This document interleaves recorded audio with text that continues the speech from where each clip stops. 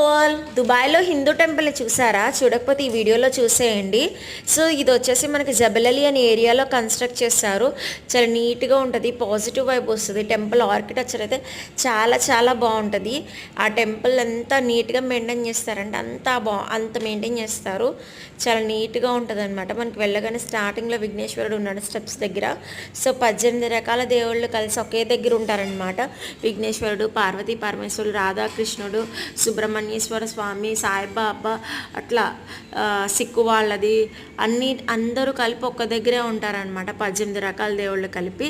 So మనకి ఇంకా చాలా పాజిటివ్ వైబ్ అనిపిస్తుంది. సో తమిళియన్ వాళ్ళ దేవుళ్ళు, నార్త్ ఇండియన్ వాళ్ళ దేవుళ్ళు కూడా ఉంటారనమాట. సో చాలా పాజిటివ్గా అనిపిస్తుంది. అందరూ కూర్చొని ఒక దగ్గరే ప్రేయర్ హాల్లో కూర్చొని భజనలా చేస్తారు. ఆ గుడి గంటలను చూస్తుంటే చాలా బాగా అనిపిస్తుంది అనమాట.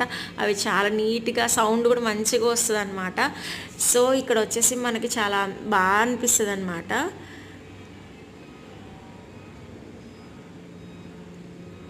గుడి గంటలు ఇవన్నీ చాలా మంచిగా డెకరేట్ చేసి ఉంచుతారు. సో ఇక్కడ అందరూ ఇండియన్ వాళ్ళందరూ ఇక్కడికే వస్తారు టెంపుల్. ఇది కన్స్ట్రక్ట్ చేసింది కూడా ఇండియన్ వాళ్ళే అనమాట. సో పూజ సామాగ్రి అంతా కింద ఫ్లోర్లో దొరుకుతాయి అనమాట. అభిషేకాలు అన్నీ కూడా చేస్తారు ఇక్కడ. పెళ్ళిళ్ళు కూడా చేసుకుంటారు ఇక్కడ చాలామంది నార్త్ ఇండియన్స్ వచ్చేసి కింద. ఇది వచ్చేసి కింగ్ ఇనాగ్రేట్ చేశారు.